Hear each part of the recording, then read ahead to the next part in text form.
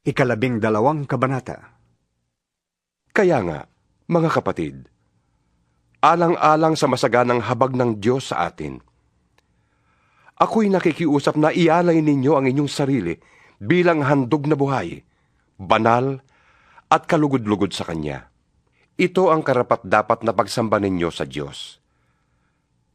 Huwag kayong umayon sa takbo ng mundong ito. Mag-iba kayo sa pamamagitan ng pagbabago ng inyong isip upang malaman ninyo ang kalooban ng Diyos, kung ano ang mabuti, kalugod-lugod at ganap na kalooban niya. Dahil sa kaloob ng Diyos sa akin, sinasabi ko sa bawat isa sa inyo, huwag ninyong pahalagahan ang inyong sarili ng higit sa nararapat. Sa halip, pakaisipin ninyong mabuti ang tunay ninyong katayuan, ayon sa sukat ng pananampalatayang ipinagkaloob ng Diyos sa bawat isa sa inyo. Kung paanong ang katawan ay binubuo ng maraming bahagi at magkakaiba ng gawain ang bawat isa, gayon din naman, kahit na tayo'y marami, nabubuo tayo sa iisang katawan ni Kristo. At tayong lahat ay bahagi ng isa't isa. Tumanggap tayo ng iba't ibang kaloob ayon sa kagandahang loob ng Diyos. Kaya't gamitin natin ang mga kaloob na yan. Kung ang ating kaloob ay pagsasalita ng pahayag mula sa Diyos, magpahayag tayo ayon sa sukat ng ating pananampalataya. Kung paglilingkod ang ating kaloob, maglingkod tayo. Magturo ang tumanggap ng kaloob sa pagtuturo. Magpalakas ng loob ang may kaloob sa pagpapalakas ng loob.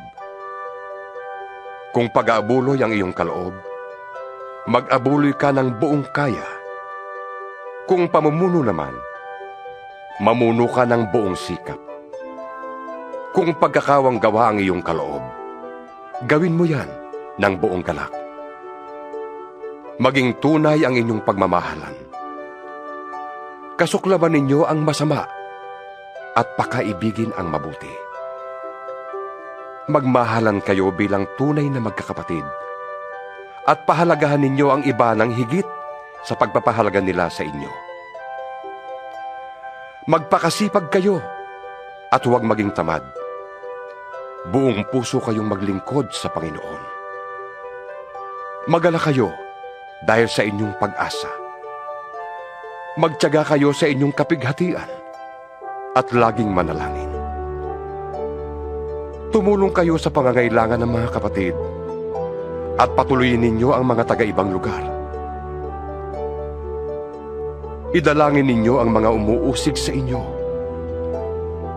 Idalangin niyo sila at huwag sumpain. Makigala kayo sa mga nagagalak at makitangis sa mga tumatangis. Magkaisa kayo ng damdamin.